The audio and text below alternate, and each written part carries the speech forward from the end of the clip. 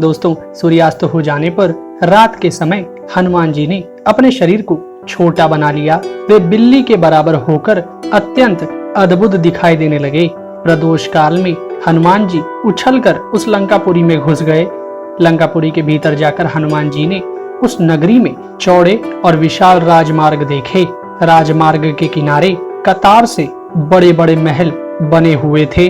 महलों की लंबी लंबी पंक्तियां दूर तक फैली हुई थीं।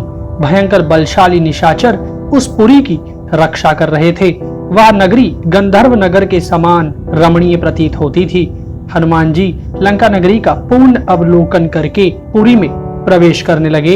इतने में ही उस नगरी की अधिष्ठात्री देवी लंका ने अपने स्वाभाविक रूप में प्रकट होकर उन्हें देखा।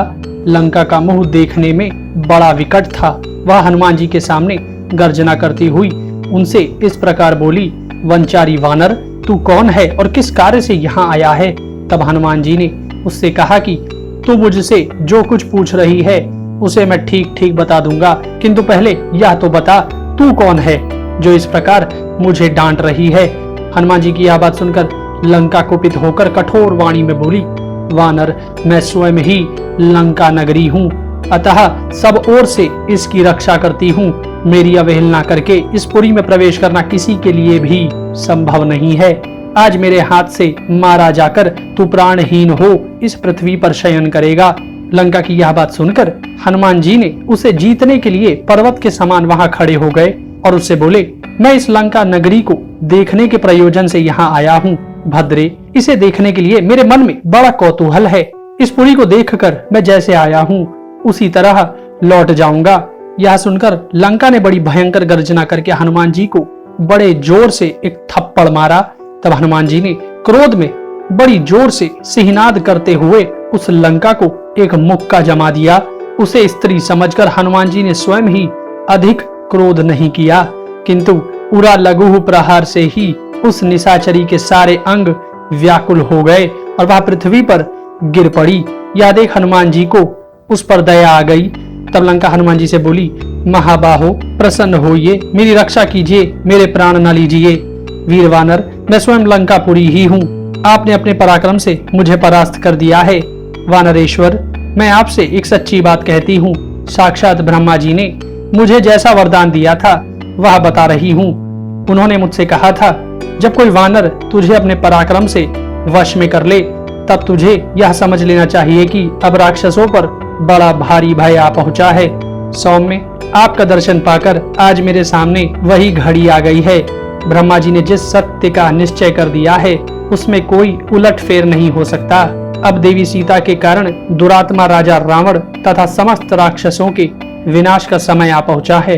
अतः आप इस पुरी में प्रवेश कीजिए और यहाँ जो जो कार्य करना चाहते हो उन सभी कार्यों को पूर्ण कर लीजिए। राक्षसी लंकापुरी को परास्त करके हनुमान जी ने इस तरह लंकापुरी में प्रवेश किया मानो शत्रुओं के सर पर अपना बायां पैर रख दिया हो। उस रात में राजमार्ग का आश्रय लेकर हनुमान जी लंकापुरी में विचरने लगे। हनुमान जी ने एक घर से दूसरे घर में जाते हुए बहुत से राक्षसों को मंत्र जपते हुए देखा। कितने ही निशाचरों को स्वाध्याय में तत्पर देखा। कई राक्षसों को उन्होंने रावण की स्तुति के साथ गर्जना करते सुना। नगर के मध्य भाग में हनुमान जी को रावण के बहुत से गुप्तचर दिखाई दिए। इनके सिवा हनुमान जी ने 1 लाख राक्षस सेना को सावधान होकर नगर के मध्य भाग की रक्षा में संलग्न देखा। वहीं पर हनुमान जी ने रावण का महल देखा। सहस्त्रों महापराक्रमी निशाचर उस महल की रक्षा में नियुक्त थे। हनुमान जी ने अपने सूक्ष्म रूप में रावण के उस महल में प्रवेश किया। रावण के महल में जाकर हनुमान जी ने वहां नाना प्रकार की बैठकों के साथ रावण का एक विशाल विमान देखा जो मेघ के समान ऊंचा तथा सुवर्ण के समान सुंदर कांति वाला और मनोहर था। उस दिव्य विमान को बहुत सुंदर ढंग से बनाया गया था। वह अद्भुत शोभा से संपन्न दिखाई देता था। उस विमान में श्वेत भवन बने हुए थे। हनुमान जी ने जिस सुंदर विमान को वहां देखा उसका नाम पुष्पक था, जिसे स्वयं भगवान विश्वकर्मा ने ब्रह्मा जी के लिए बनाया था तथा रावण ने उस विमान पर अपने पराक्रम से आधिपत्य प्राप्त किया था। उस विमान को देखकर हनुमान जी बड़े विस्मित हुए। परंतु वहां भी देवी सीता को ना देखकर हनुमान जी चिंता में पड़ गए थे।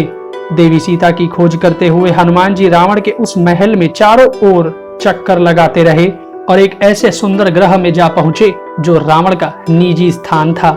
रावण का वह महल उसकी राक्षस जातीय पत्नियों तथा पराक्रम पूर्वक हर कर लाई हुई राजकन्याओं से भरा हुआ था। रावण की वह हवेली उन स्त्रियों से प्रकाशित होकर उस आकाश की भांति प्रकाशित हो रही थी जो रात्रि में तारों से जगमगाता है, और उन स्त्रियों से घिरा हुआ रावण ताराओं से घिरे हुए चंद्रमा के समान शोभा पा रहा था।